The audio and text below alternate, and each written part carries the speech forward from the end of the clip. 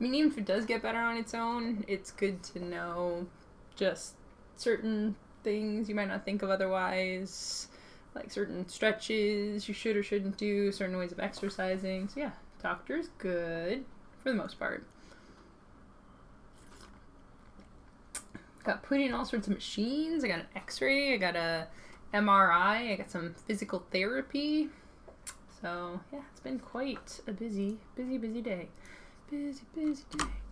Now we're gonna work on some games.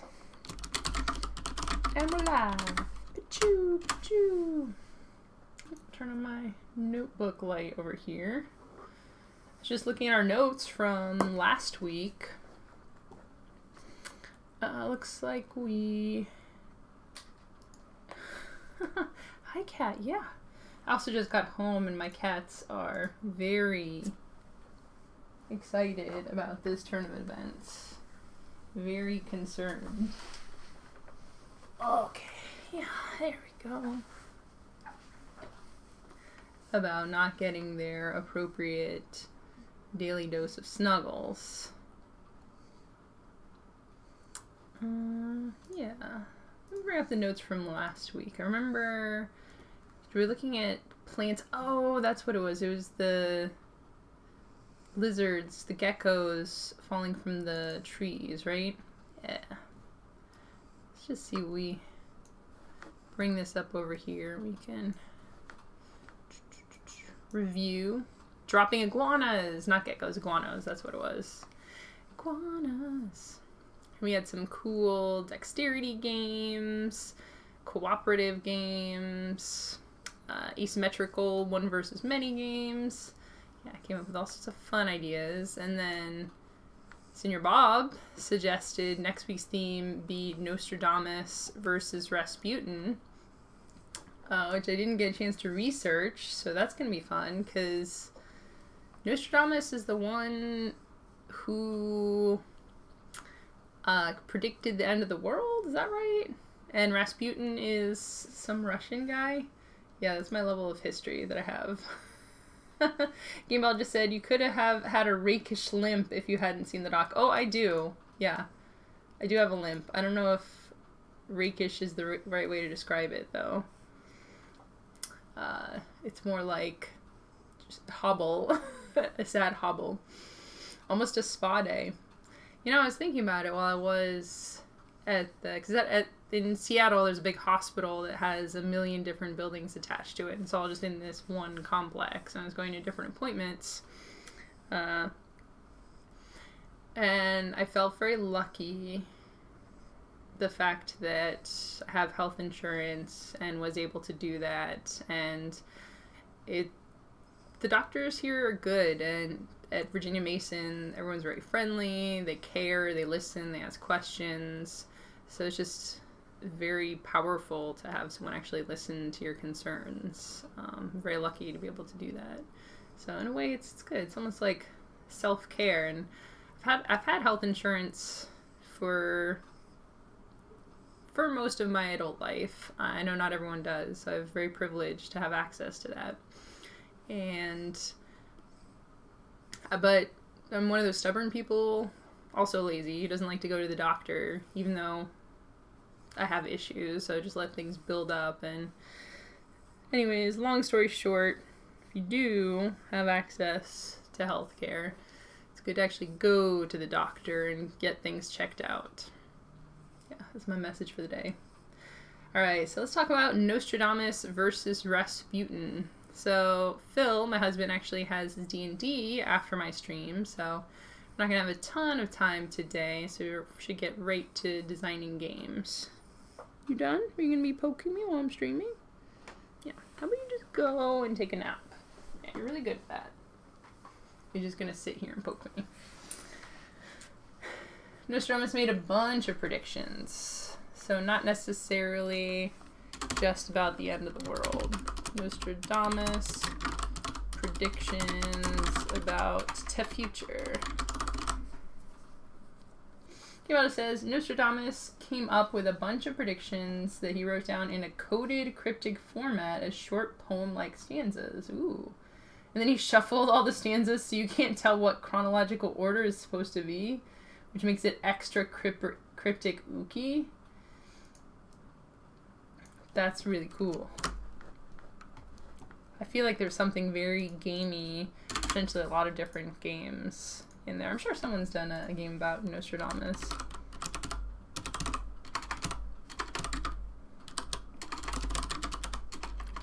Nostradamus game. Do a little bit of our research here. Also, I don't think I called out yet. I had mentioned Senior Bob for being a subscriber, but I have Game Biologist subscribed here as well. I don't think I gave you a shout out yet, so thank you for that. I really appreciate it. Nostradamus, The Last Prophecy on Steam. So it looks like there's at least one digital game. Vertically scrolling arcade shoot 'em up. You see, why is everything a shoot 'em up? That's, I don't know.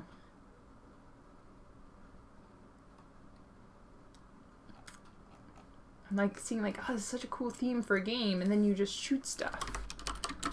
Okay, so that's digital games. How about board games? Nostradamus Steam Time. Oh, so there's a card called Nostradamus. From liveauctioneers.com, French Nostradamus Oracle board game. Well, it doesn't look like there's that much stuff. Oh.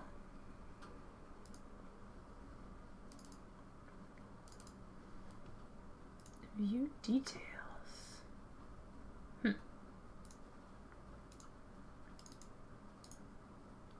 Open image. I don't know how. Ooh. That's cool. I'm going to post a link to this because I found some old Nostradamus Oracle game. This is actually relevant to my interests because I've been looking at Oracle decks / divination decks, of which I think we've talked about this, but Tarot is one of the most famous ones, but there's a lot of other ones as well.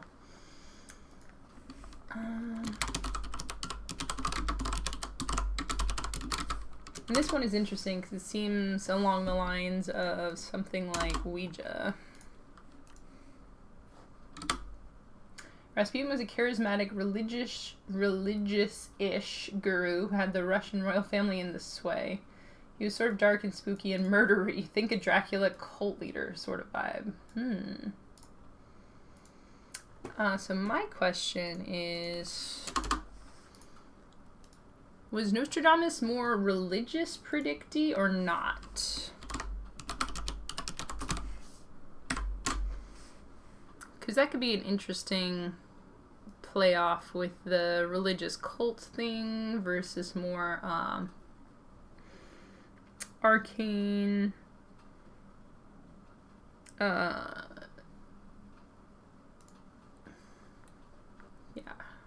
Religious versus arcane, whatever the opposite of religious is, versus arcana.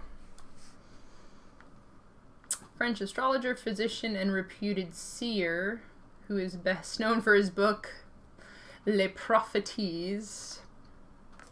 Prophecy is probably right. Wow. Okay, this is a really cool fact. The book was first published in 1555 and has rarely been out of print since his death. Wow. That's a cool fact. What's that, like almost 500 years? I want to do a book that's in print for 500 years. If only, right? That's living forever. He was Jewish, converted to Catholicism before he was born. He was expelled after his work as an apothecary. His wife and 2 children died in 1534 during another plague outbreak. Jeez.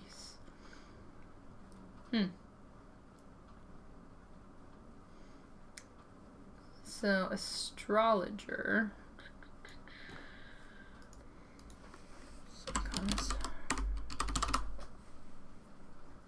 We're saying Nostradamus versus Rasputin. Doesn't necessarily have to be a rap battle type thing. You know, we're using this as a starting off point for today's inspirations. This could go in any direction. Nostradamus versus Rasputin. Speaking of which, what is the board game? It's like Edison versus Tesla board game. War of Currents is a fast-playing, route-building, economic, and worker placement game. Which isn't one that I've had a chance to play, but it's another inspiration that it makes me think of. Rap battle, the epic rap battles of history. Also thinking about that. Game Elder says, I fought with Amazon for a while after the last stream to figure out the free Prime sub thing. Nice, I appreciate that. It can be a little labyrinthine. Senior Bob says, so when you mentioned Phil having D&D soon, I thought you were going to say Nostradamus was an NPC in a campaign or something. Oh, I mean, sure, why not?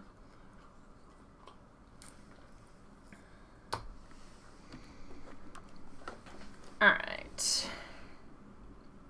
So I like the predictions angle. Predictions, oracle, divination, poetry. Just doing some quick brainstorm stuff here, throwing out words to see what sticks.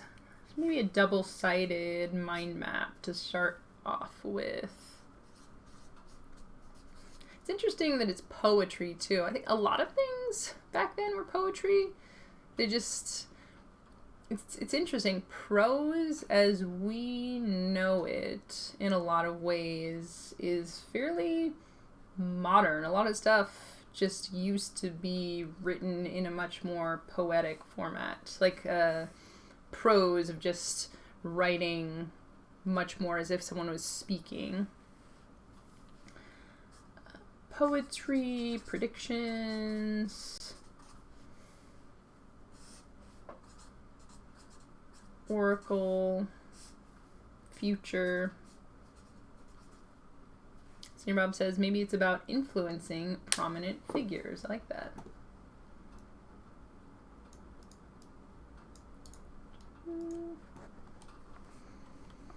that. Different types of influence.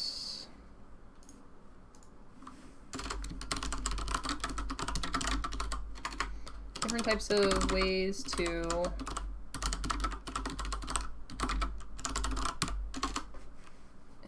do a little listicle brainstorm list here. Predicting the future, religion, politics, money, financial, relationships. This is interesting. We had talked, I think it was a month or two ago, about relationships. And we had come up with this sort of web format, moving individuals between different points, interconnected. Interconnected relationships, moving people along the relationship tracks based on actions, cards played, whatever.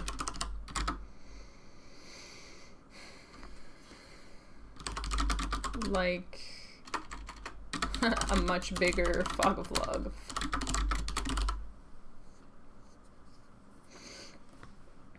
So I like the idea. I'll make a fresh page here so we have some space for Rasputin. First thing that strikes me is a web. I'm just gonna draw it like a spider's web because I can draw spider's webs and they're fun.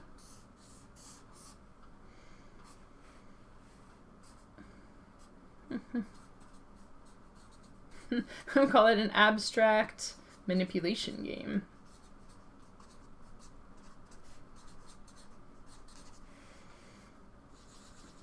Where each person is a tile or token, and you're moving them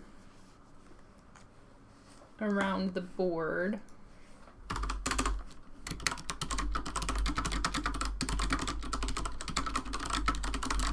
Moving them around the board,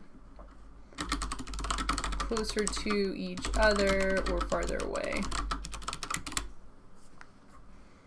So actions, movements, simulating relationship changes.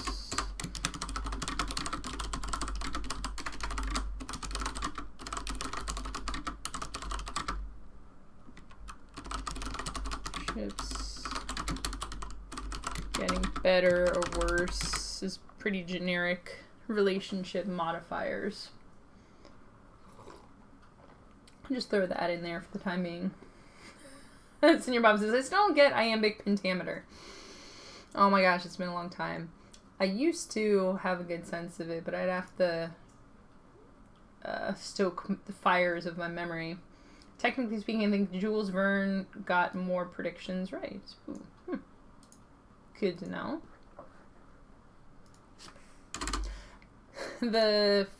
With all the science fiction predictions, right? Came out and says, it feels like their rap battle would be Nostradamus. I don't know, it's gonna be great. Would be Nostradamus saying something like, and in the fullness of the red moon there will come a howling wolf, and its name will be Gertrude. Gertrude hates boysenberries. And Rasputin would stare at you with spooky eyes and say, I see the death of your children. It will be soon and bloody. Dang. It's dark.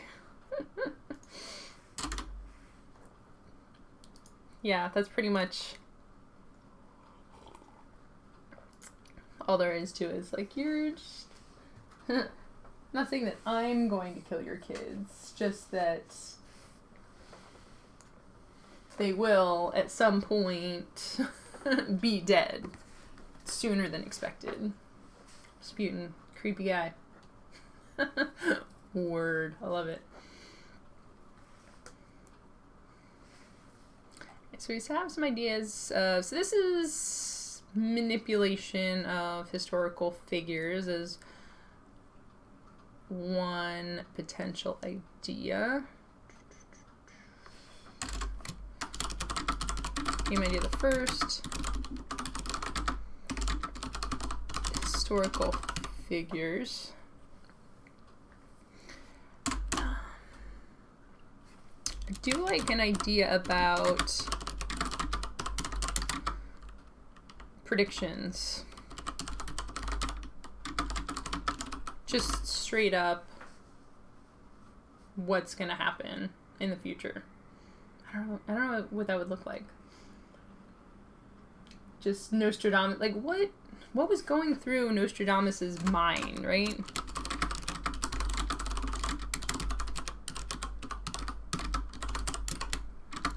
I just have so many questions about this, right? I want to make a whole list of them. During his time, were there a lot of people predicting things?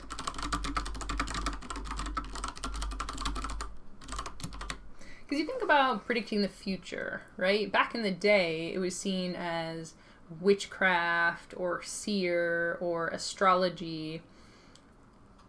And people didn't have science, or a lot of people didn't know science or the techniques of science. It wasn't a common thing, logic and deduction. It was reserved for only a very small part of the population.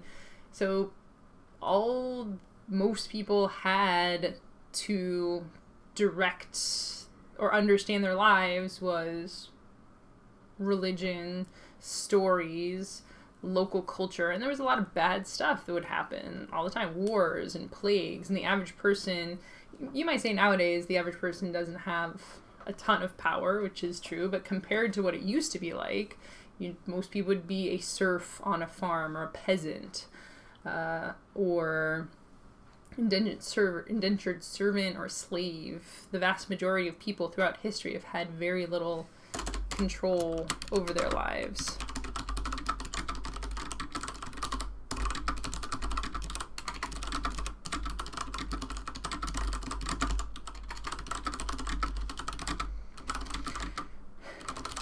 Turn to things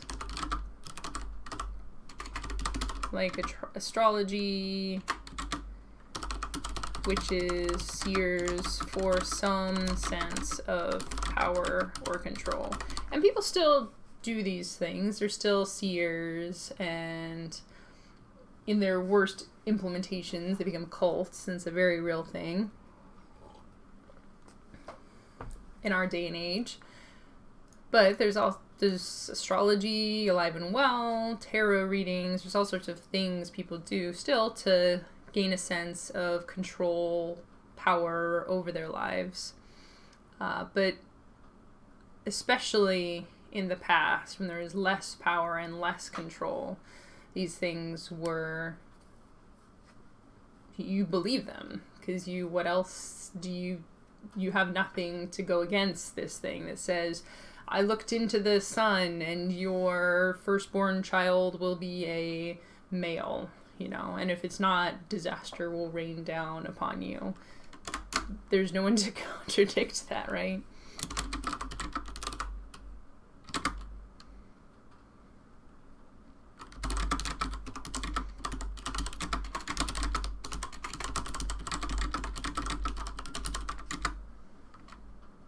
I don't know when to contradict. That's what I was going to say.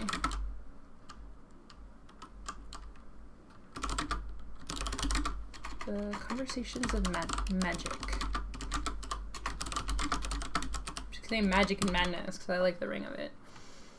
And there's some games about this. The recent game, Quacks of Quedlinburg, was about quacks, which is a branch off of this pseudoscience. Oops. I'm going to write that as well, because I think that's an important component of this.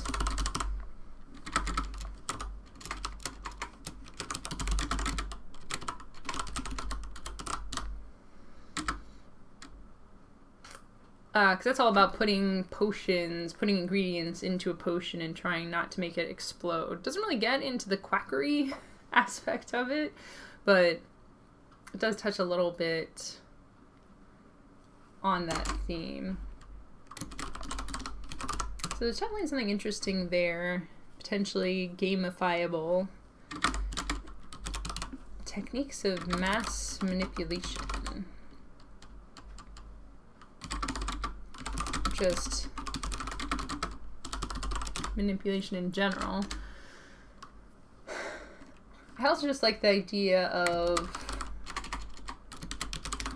anything. There's a few games that touch upon this, of making potions, making spells, writing spells, spell poems, words of power, conducting rituals.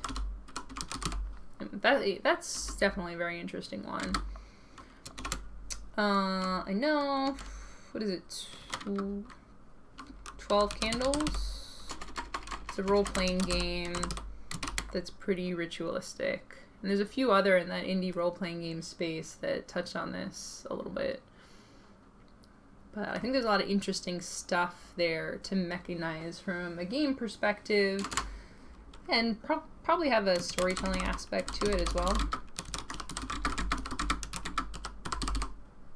This is a little different. Two ideas that we're talking about so far for this, anything Nostradamus versus Rasputin, or just branching off from that initial inspiration. This idea of the effects of the manipulation. Break it down into two things. First idea is effects of the manipulation on one or more people.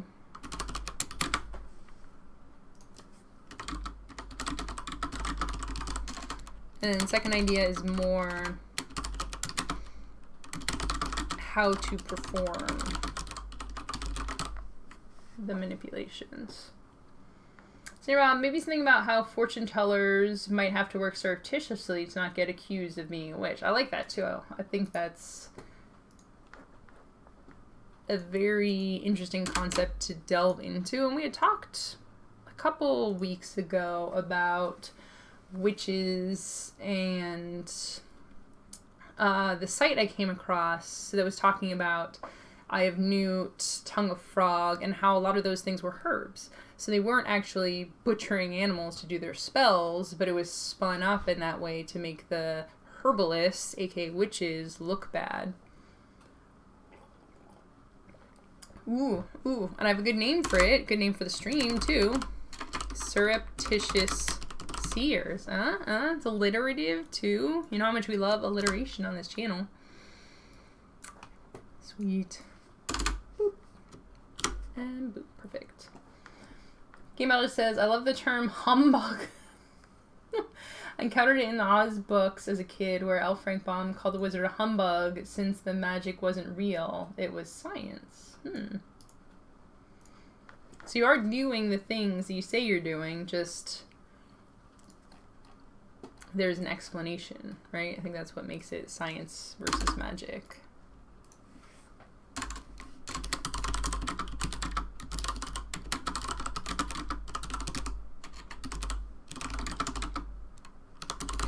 It's interesting because a lot of magical systems also have their own explanations. Ran into this a lot writing science fiction and fantasy and distinguishing between the two of them. Usually science fiction has a little more basis in science, although sometimes that just means using bigger words and coming all the way back around the circle to pseudoscience. Zinfad, hello. Says you're working on a game where wizards are trying to manipulate orphans to fit various prophecies of the One. Oh my gosh, I love that. It's kind of dark and also great, right? That's something that certain Oracle movies have touched upon. Like, you have the actual... the chosen one, the original shape of that story was, oh my gosh, you fit the prophecy, you are the chosen one. And the reaction to those kinds of stories was, I am the chosen one, maybe I'm the chosen one. Like The Matrix, right, is a perfect example of delving into that, what it means to be the chosen one, what telling someone they're the chosen one does to them and changes for them. So yeah, it seems like a really cool concept. Midichlorians, I know, right? Game Out says, I was thinking along the same lines. What if the seers could see the big picture, trying to deliver predictions, answers to people that guide them to meet some preordained goal? Because the supplicant getting a prediction will change their future moves.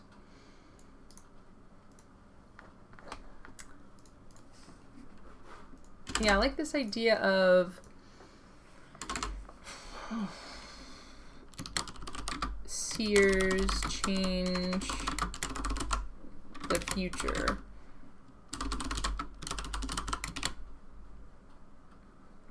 By giving advice. And this is the point of most seers, right? No one wants to see their future, even if it's a perfect, wonderful future where everything is great and nothing goes wrong. If you just know your future, your whole future, it becomes kind of boring, right? So you want to know what you can do about your future. Don't just want to know about their futures, what they can do to change their futures or bring about a possible future. Okay. I was thinking a couple of different things in this direction. Puzzle, piecing together a puzzle.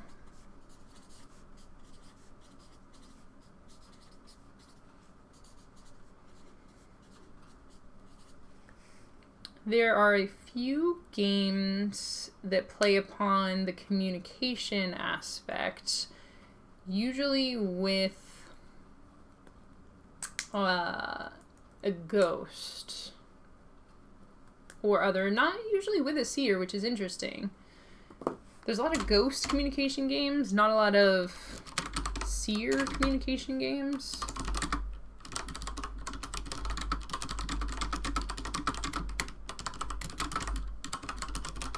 Maybe ghosts are just more in right now. So some of the games I've seen and or played recently,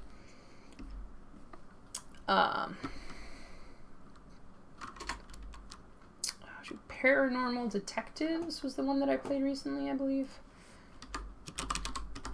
Paranormal Detectives.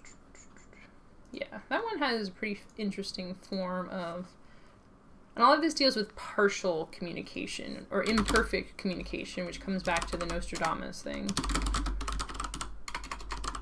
Perfect communication, and mechanically, when you're designing or playing these games, you're putting barriers in the way of normal conversation to make it a game, right? So for Paranormal Detectives, you have different methods of communication.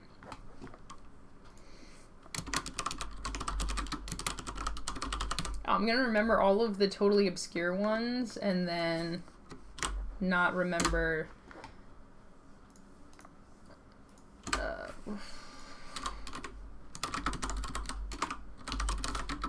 Another recent one that I got to check out but didn't get a chance to play was Obscurio.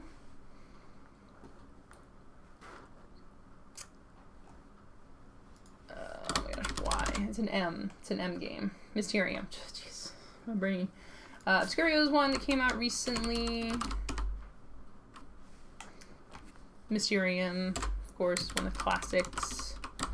Even Dixit, to some extent, doesn't have the ghost element to it, but does have that partial, imperfect communication thing.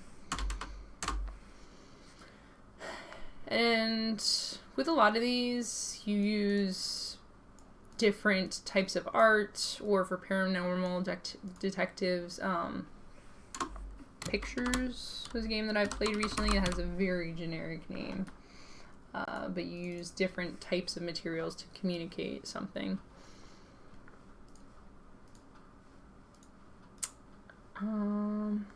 Yeah, I wonder if there's more.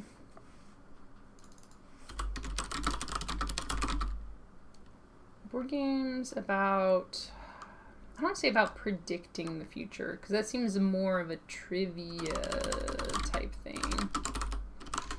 Board games about seers.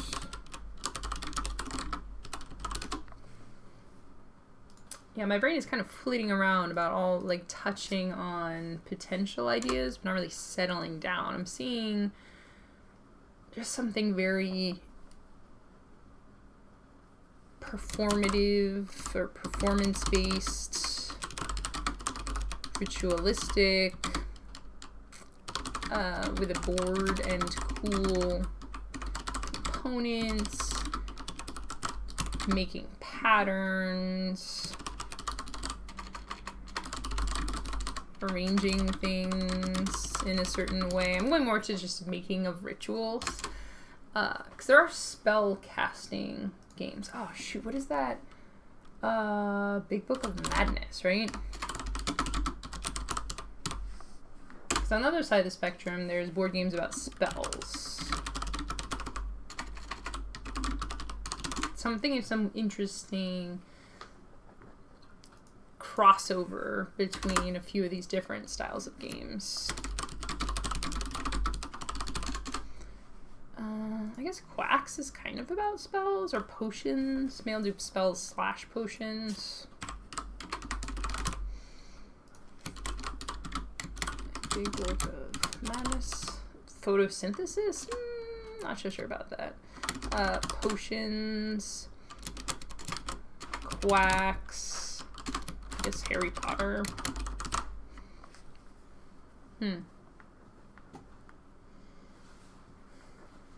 Epic Spell Wars, which I have not played. A game about spell crafting. Big Book of Madness.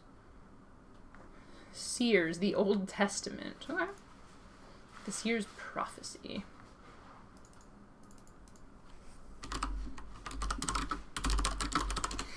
I kind of like the idea of a game just about predicting the future within the scope of the game.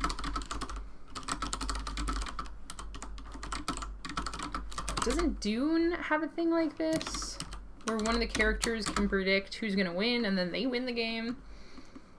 Skip the game. Predicting what will happen during the game. That's kind of a cool idea too. Board game just called Prophecy.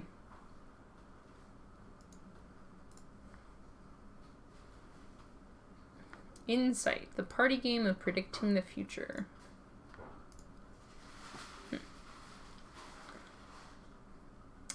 Prophecy is a talisman style game by Vladimir Schwadl.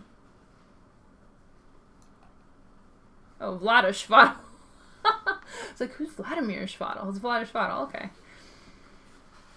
The players represent fantasy characters on a path through a land full of adventure, grabbing artifacts. Interesting. Doesn't seem very much into the future thing. Whoa, this game 1986. A unique concept in games because it opens up the universe inside your own mind. Includes manual, board, and cards. Appears to be somewhat similar to tarot cards. This looks cool. I love doing the research for the show because I feel like I always find so much cool stuff.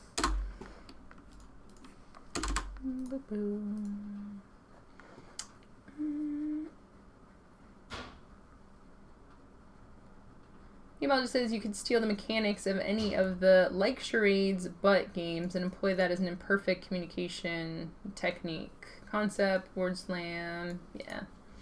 Zinfad, maybe the win conditions become more restricted based on seer predictions. Ooh, okay, okay.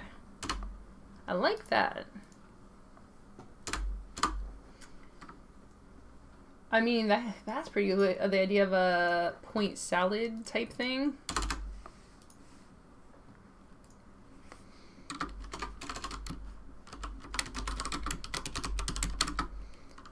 Or I guess win condition salad doesn't make as much sense.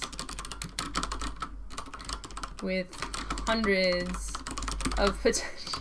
This is so bizarre. Hundreds of potential win conditions. The seers narrow them down until there is only one left. Whoever has achieved that. Wow. This is almost like a mechanics first design, but it's a win condition first design. How many different ways are there to design board games? Turns out there's a lot.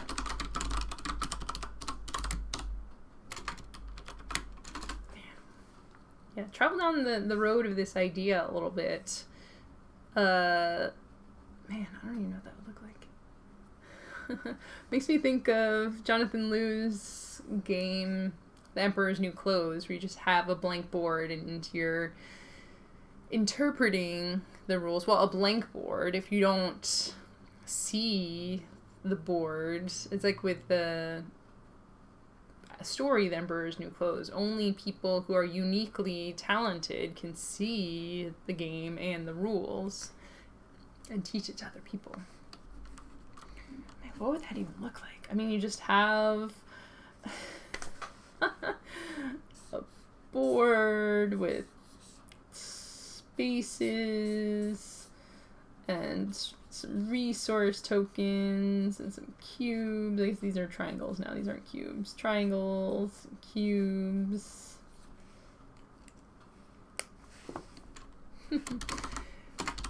Collect stuff, move stuff, adjust stuff.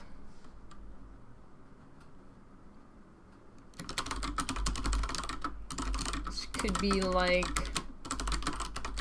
So it could be a board game type mechanical thing or more of a physical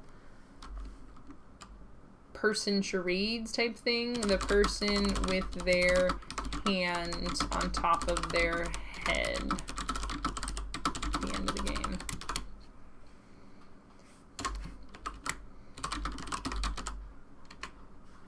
The game wins. The person with 20 red cubes at the end of the game wins. I don't know. It's interesting. It's weird. Senior Bob, very vague concept. In a circle-style game, like Werewolf, each player gets a special card, all of which are seen by the seer beforehand, who tries to predict an outcome based on those cards. I like that too. I feel like this game is probably going to be good with a social element to it. I'm not seeing, haha, you see what I did there? I'm not predicting that this game will be highly mechanical, but I feel like there's some fun stuff you can do with it. Game just says builder, but with faux bones, pebbles, and whatnot instead of wooden building blocks. Builder, I'm gonna have to look that up.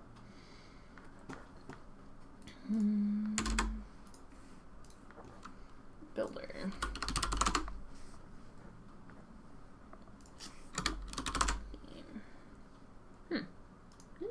Fun. Ooh, that's cool. Those are some fun components. I would play around with that. Okay.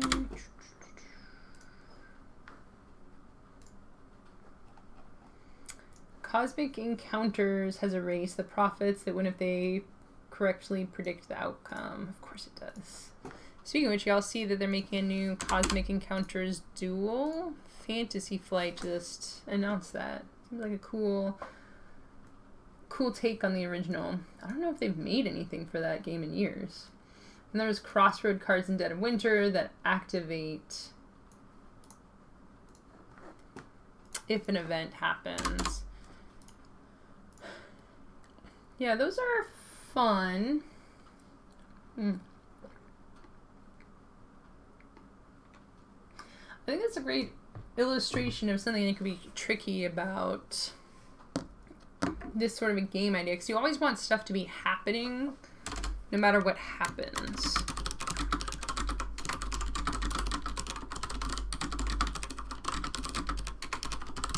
With a lot of the Crossroads cards, it can be very dependent on the number of players, the number of characters that are out, a lot of situations, and the game is tuned so for the average game, the right number of stuff comes out. But because of the randomness, true randomization of a deck of cards, it could be, you could end up with way too much stuff happening, or almost every card that comes up says like, oh, this one isn't relevant, this one isn't relevant. So it's a little tough having things like, oh, something's going to happen, and then nothing happens. Having that happen too many times in a row. You want to have the right balance. You want to have a rhythm to things. This is what's very nice about digital design, is you have a little bit more control about when these things come up. Or you can still do pure randomization in a digital game, but you can also have tuned randomization where you give a little bit more of a structure to the activity curve of the game. And I'm thinking like a cool labyrinth style board with shifting tiles and pieces. I just want to take my copy of Labyrinth and do like 10 different ideas with that game, because I love the way, and this is the old school one where you push the tiles and one tile pops out the end and you put it back on the other side, and it's a labyrinth maze that's constantly shifting. I love that as a component, and this idea of the pieces, the map, or maybe a conceptual map.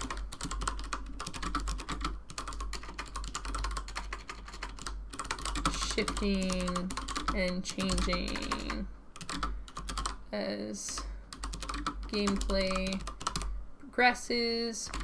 I like going along with this idea of the Crossroads cards.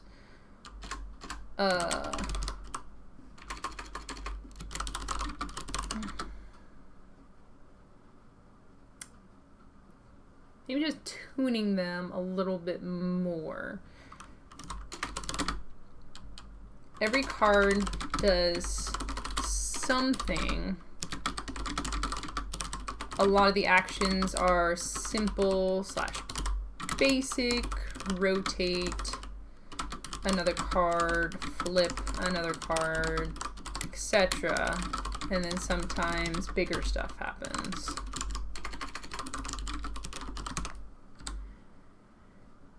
Because there is definitely dramatic tension in not always having something major happen.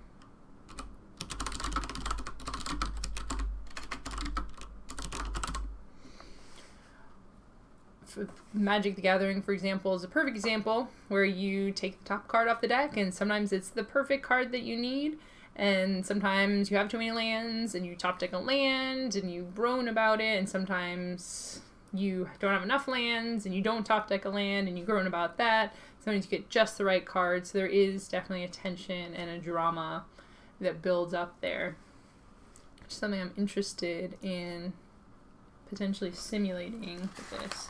I don't know, for some reason I'm just seeing cards or tiles moving and shifting and being placed and being replaced.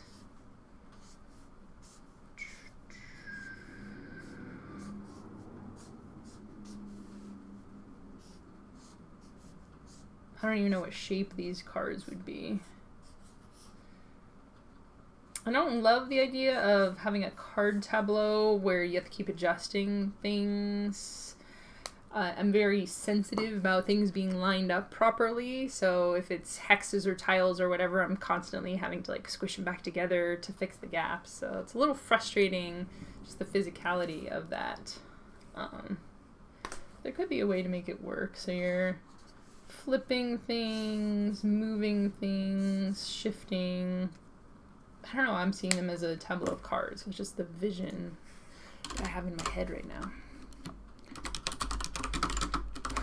Tiles are cards. Flipping them, shifting them, rotating them. So moving a little bit away from the idea of seers or predictions. Yeah, I don't know how I got here. That's okay. Still interesting. Cool potential idea to work on. Don't forget telling the future by looking at the contents of owl pellets. That was a thing, right? Oh, man, even just something that deals with every mashed together every form of divination that's ever existed. Call it Divination Wars. Oh my gosh, that's cool. I don't know what that would be, but it sounds fun. Kamada says, if we're talking Nostradamus, the prediction would be sealed at the beginning of the game, nobody knowing what it was. Ooh, sealing, I like that. Over the game, once the game is over, the prediction would get unsealed, and everyone would try to interpret it to demonstrate that it predicted their outcomes rather than someone else's. Nice, I like that. Even just like sealing, I'm seeing envelopes or like a little test tube thing with a stopper.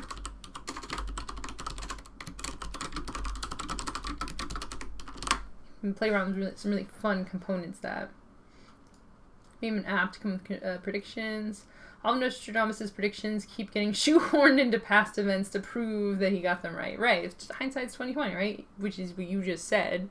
Great minds think alike, right? Where the order of the writings doesn't matter.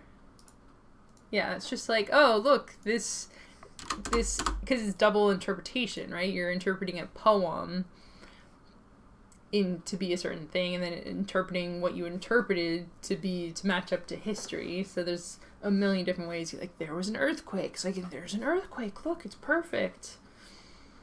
Mana screw, yeah. So involved with the tile idea, adjacency would be significant somehow. Yeah, maybe that's why I'm thinking about predictions, because it's adjacency, connectedness.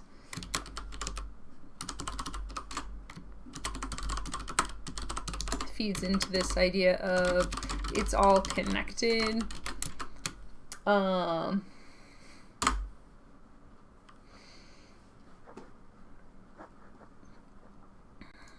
Also, it makes me think of the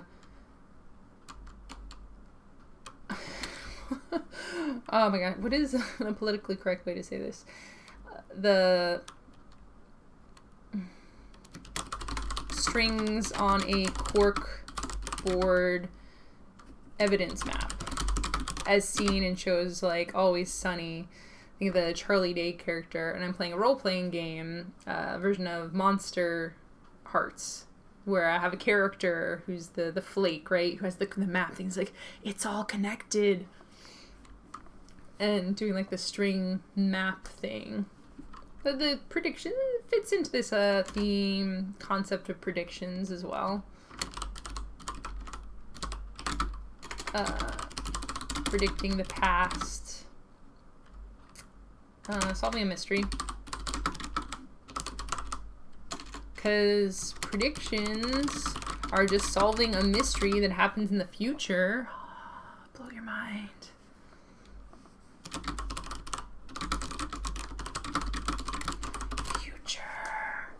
In the future. Game on says Rory's story cubes crossed with dominoes. Ooh. Story elements rearrange the adjacency rules to construct a prediction. Also component-wise, because we talked a little bit about components and what this would physically be or feel like, and having something like heavy and chunky like that might help to overcome with the movement scramblingness of the pieces. I have tile misalignment phobia. That person who's always straightening the decks, you know, gets all, or the cards fall over and they're like fixing it and making it tidy. I'm not even that tidy of a person in real life, so I don't know when it comes to games, so I'm very particular. Came out as this murder board, conspiracy theory board. Conspiracy theories. Yeah, exactly. That's the word I was looking for.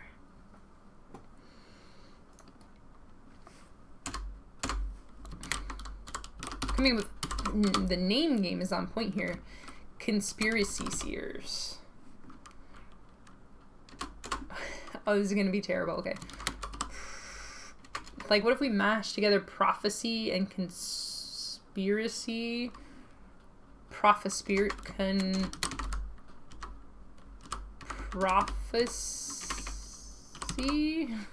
That's really bad. I apologize for the badness of that name. But time is circular, so the future is really the past, man. Don't you know? Can't you see? Everything's connected. It all makes sense if you just turn it upside down. Look at the pyramids. Look at the people in the art from the painting. The same people as the ones in the photograph, and a map of Nevada for some reason.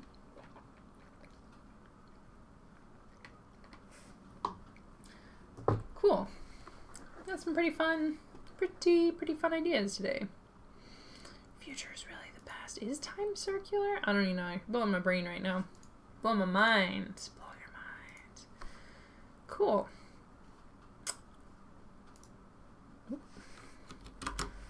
We got some fun stuff, fun ideas today.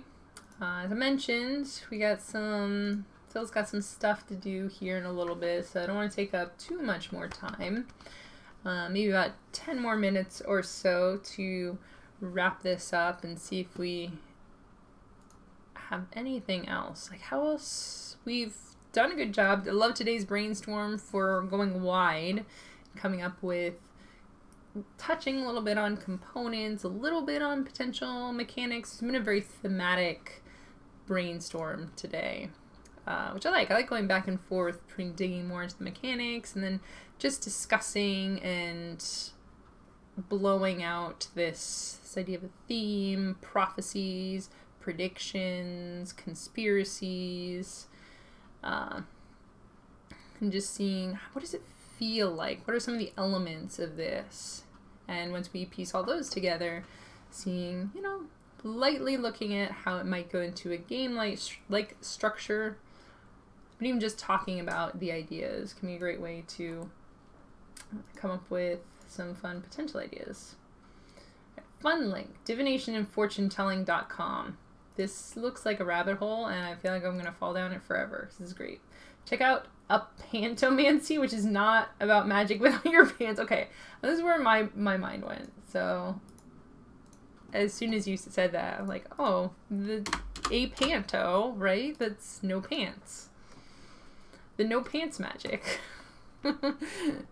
Obviously, right?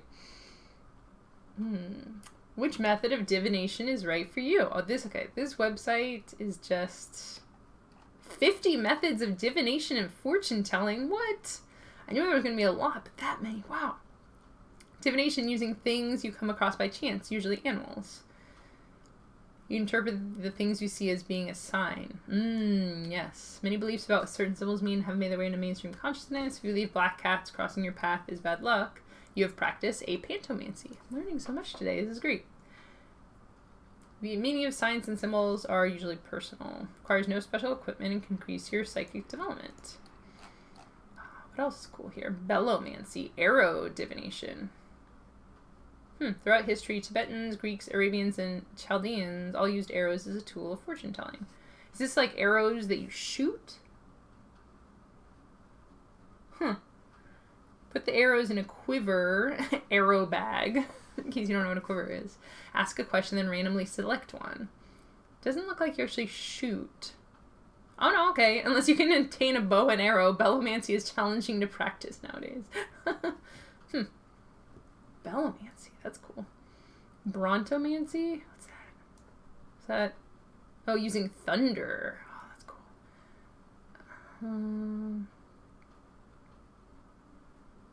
Kipper cards. Nephomancy, shapes in clouds. That's a good one. Xylomancy, burning wood. Yeah, that is a very good link. Thank you. Game Biologist says, I'm definitely going to dig myself into a hole of that. Senior Bob, 2 decks. One is a faux historical event deck. I like that. Another deck is made up of Nostradamus-style predictions. The players try to make their predictions card fit an event to prove what was predicted. May a players judge. I like that.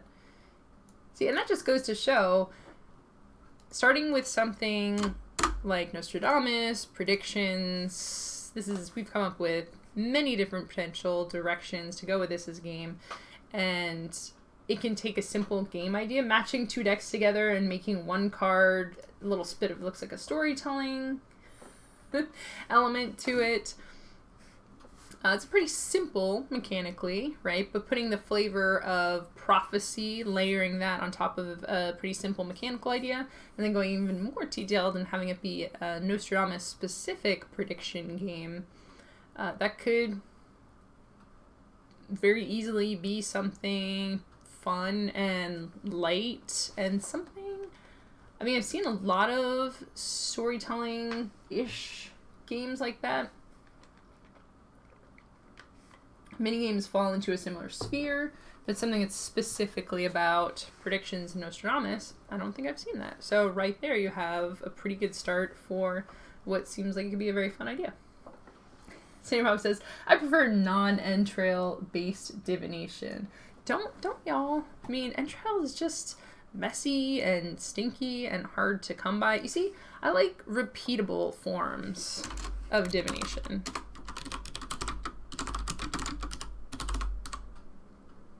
Or something where you have easy access to the components. I mean, if you're going to decide between using animals or humans, entrails, using a living organism's entrails, it's a lot of work, right? You got to get them, you got to kill them, it's messy, it's dirty, then you got to dispose of that. Not fun, right? Whereas you could do divination with a tarot deck where you just have that and keep using it over again. Or with clouds where you go outside and you look at the shapes of the clouds. See, I think some of these people didn't necessarily think it through when they were coming up with these different types of divinations. Yeah, if you haven't clicked on that link and looked at that list, there's a lot of really fun stuff there. So, man. Yeah, I wouldn't say that I've settled based on this. Also, slightly shorter of an episode today, so I haven't had as much time to let these ideas mull together and meld, but I feel I have a direction and a cool website to just look at all these different types of things and play around with those, let them seep into my subconsciousness and see where it all goes. Because this is something that's been very much on my mind lately, and I like the idea of just stewing on this a little bit and seeing where things go. Senior Bob says, seed husks left by squirrels, divination can be challenging. Is that a real thing? I didn't finish reading through the list. I didn't see if that's on there. But I think that's a great form, just looking at the patterns, or maybe the patterns of acorns hitting you in the head as they're thrown by squirrels. Ooh, one last parting idea thought, making up new forms of divination. DIY divination. Look, there's another cool name. Come with like 3 or 4 names. You don't have mechanics for them.